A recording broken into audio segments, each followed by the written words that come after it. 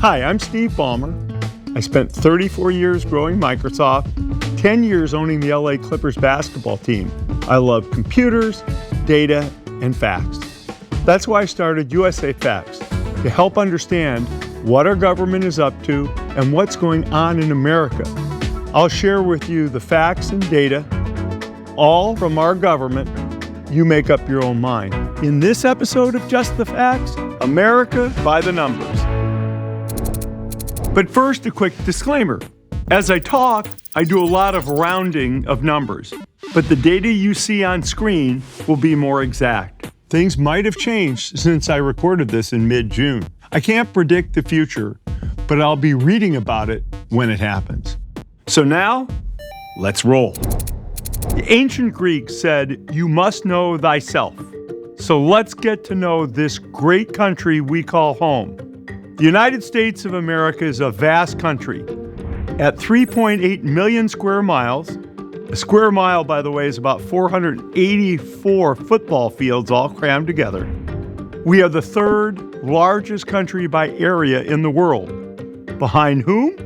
Russia, and guess who else? China, Brazil. No, the answer is actually our neighbors up north. Canada is the second largest country by area. Across our 3.8 million square miles, we have 4 million miles of roads, 63 national parks, and 37% of all land is owned by the government, federal, state, local. According to the U.S. Census Bureau, there were nearly 337 million people in the U.S. as of July 2024, which is 4% of the world's population, which is just over 8 billion. Our population grew by 1.6 million people in 2023. 69% of that, or 1.1 million people, was from net migration into the country and back out, while the remaining 500,000 came from more babies being born than for people dying in the country. The total U.S. population growth rate in 2023 was only 0.5%. 0.5. Low by historical standards, but higher than the last 3 years during COVID. By contrast, that number was 1% in 1980. The growth rate has really declined. Our number of births fell to its lowest level since 1979. Now let's take a look at who we are. 22% of our country's population was 17 years old or younger. 36% were adults aged 18 to 44. 25% were 45 to 64 years old. And 18% of us were over 65. And I can say us. And just think, in 1980, seniors were 11.3% of our population and now account for 18%. Wow. And people under 18 were 28% back then, but now it's down to 22%. That's a huge change in the world of demographics. Kind of blows my mind. Meanwhile, the composition of U.S. households has also shifted.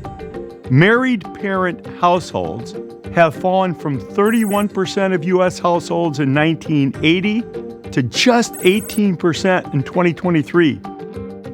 Wow, that is so different than from my childhood. At the same time, the share of households comprised of adults living alone without children increased from 23% to 29%. That's also a big change in the world of demographics. The percentage of married people with no kids at home has stayed relatively stable between 28 and 29%. Now, single-parent households with kids under 18 have also remained stable around 7.5%. There are now 10 million single-parent family households, 75% of which are single mothers and 25% are single fathers.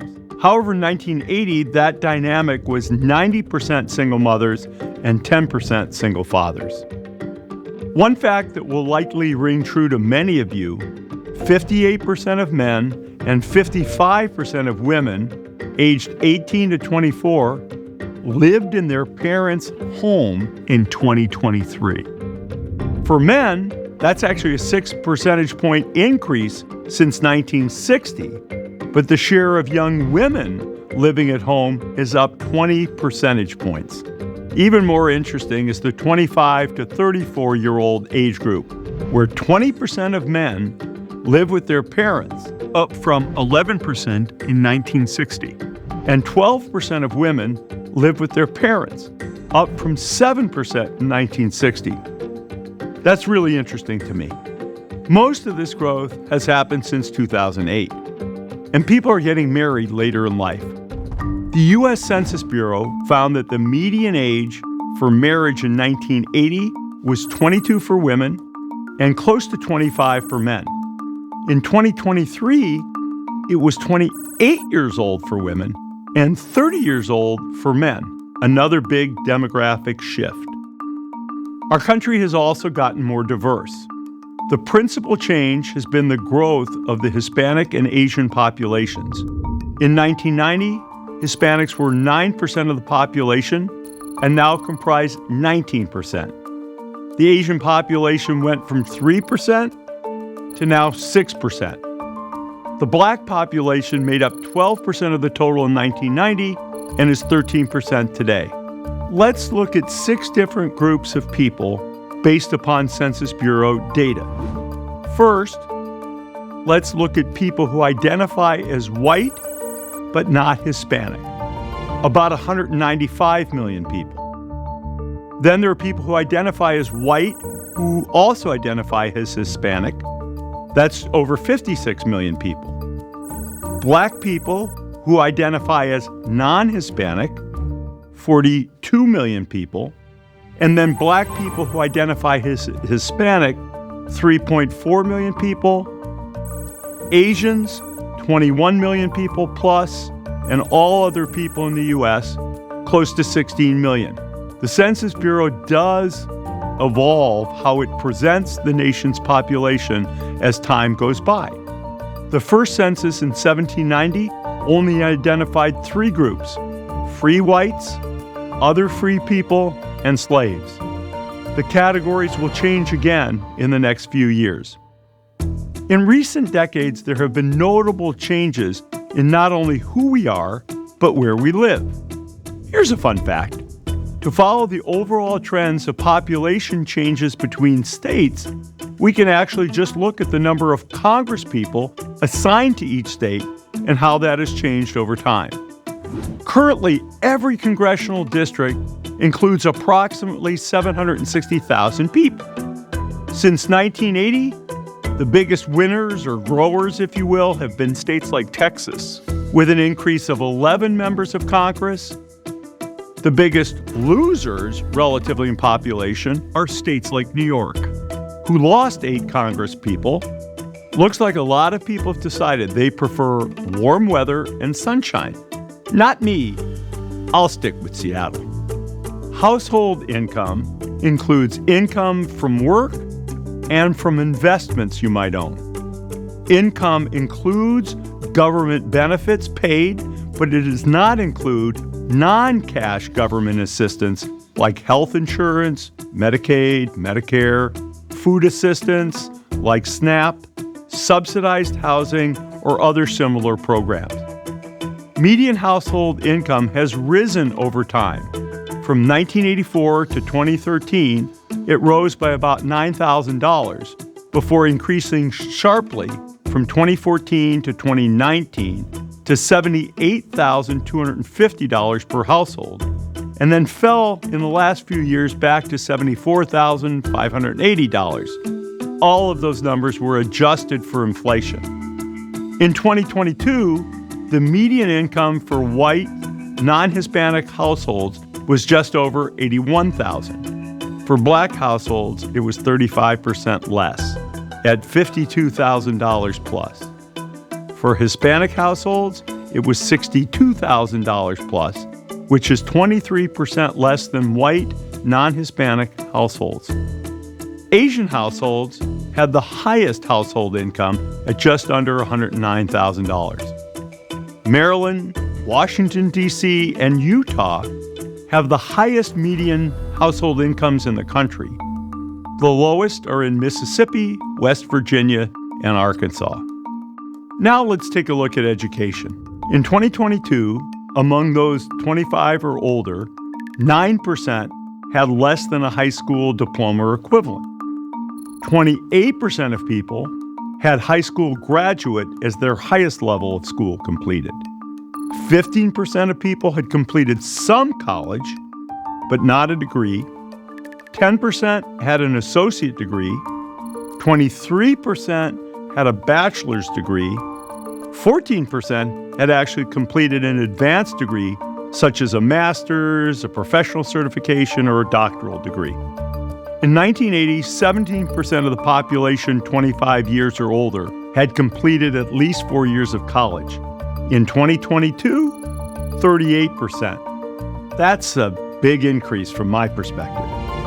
Since 1993, 24% of people who identify as white but not Hispanic had 4 years of college or more. By 2022, that rose to 42%. For blacks, it went from 12% to nearly 28%. And for Hispanics, people who identified black or white as Hispanics, it went from 9% to 21%. And Asians are now at 59%. In 2023, more women had a college degree than men, 39.7 to 36.9%, so it's close. But in 1980, men had a 7.3 percentage point advantage, 20.9% compared to 13.6%. Now let's take on this question. Is college worth it? The weekly median earnings for a person with a bachelor's degree is $1,500. And for people whose highest level of education is a high school diploma, it's only $900. College is not for everyone, but on average, it pays. Let's talk about how our kids are doing in school.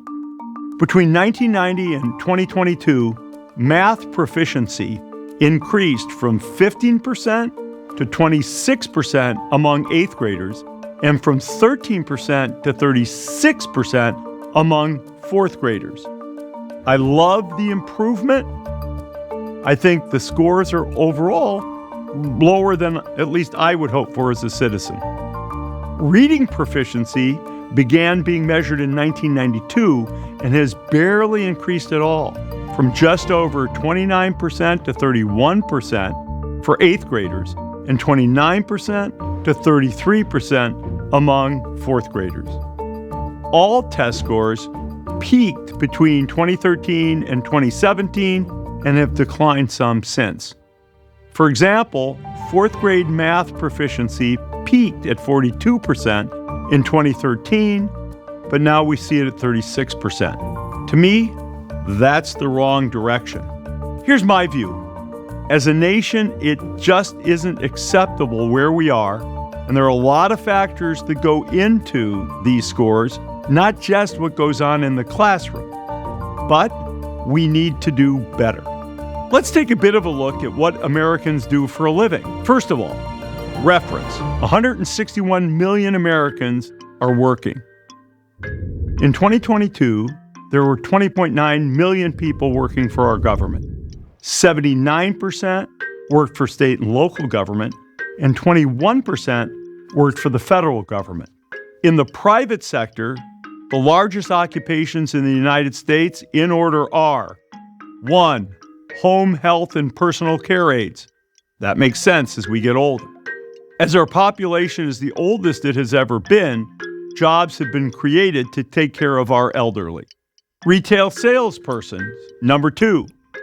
Number 3, fast food and counter workers. Number 4 are management jobs, general management and operations management.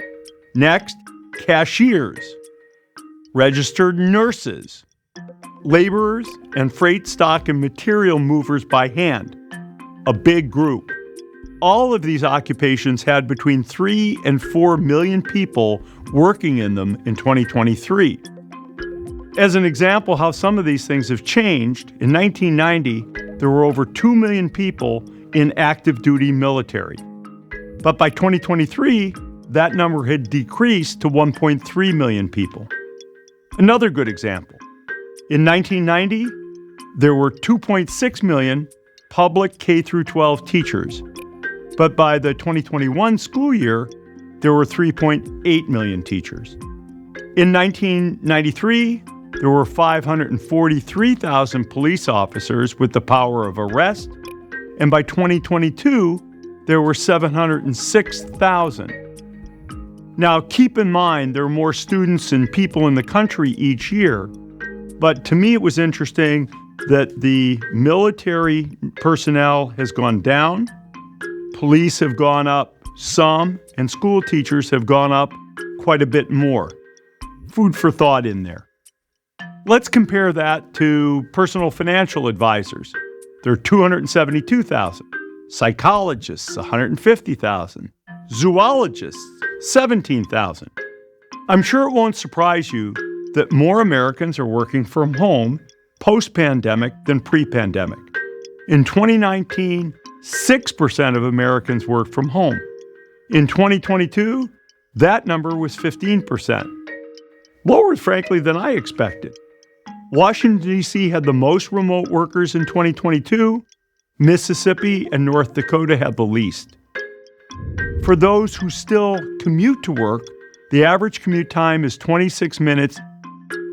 Less than 1% of people ride a bike to work, 2% walk to work, 3% only take public transportation to work, while 69% of people drove alone, and that's by far the most popular form of commuting in the United States. 92% of households in the U.S. had at least one car available to them in 2022. Actually, 37% had access to 2 cars, and 22% had access to 3 or more. 3.3 trillion miles were driven in 2023, compared to 1.5 trillion in 1980. That's an increase of 115% over time when the population only grew 47%. We are driving more. Let's talk about technology. In 1980, no one had an internet subscription. The consumer internet didn't exist. It was just something for scientists and researchers. In 2023, 96% of U.S. households had at least one type of computer, and 92% had a broadband internet subscription. Smartphones were the most common computing device in U.S. households. Of course. 92% of households have at least one, followed by 80% of households who have one or more desktop or laptop computers, and 64% with tablet. Here's a fun fact. Americans gamble. We spent approximately $98 billion on lottery tickets in 2022. I found this surprising. Massachusetts residents spend the most at $970 per capita, while North Dakota residents spent the least, just $37. How about a little lightning round of other interesting facts about America? 1. 16 million veterans in the country. 2. 1.3 million active duty soldiers. 3. 67 million people on Medicare, while there's 75 million people on Medicaid. 42 million people relied on food stamps as of 2023. 38 million people, unfortunately, were below the poverty line in 2022. 70 million people received Social Security. Our life expectancy is about 77.5 years for someone born today, but the average age of death is 73 years. 1.2 million people were in prison in 2022. That doesn't include people who were in jail, typically for periods under a year. America has 880 million acres of farmland. That's the size of Texas times 5. In 2022, corn was our number one cash crop, followed by soybeans, fruits, and nuts. After oil and gas, civilian aircrafts and parts are the country's biggest export. Our biggest export specifically to China? Soybeans. And finally, a word on our democracy. The 2020 presidential election had the highest voter turnout of the 21st century, with 66.8% of citizens over 18 voting in the election. That's great. As with past elections, a higher share of women than men turned out to vote. 68.4% of women, 65% of men. Voter turnout also increased as age, educational attainment, and income increased. Voter turnout was highest among those ages 65 to 74 at 76%, while the percentage was lowest among those aged 18 to 24 at 51%. It's sure going to be interesting to see what those numbers look like this election cycle. I've learned a lot from this. I hope you have too. In this series, Just the Facts, we've covered the budget, immigration, health and healthcare, the economy, the environment, and these facts about America. You can catch all episodes of Just the Facts on YouTube or at usafacts.org. I hope you agree. The more we know, the better voters we can be. We give you just the facts. You decide what you believe.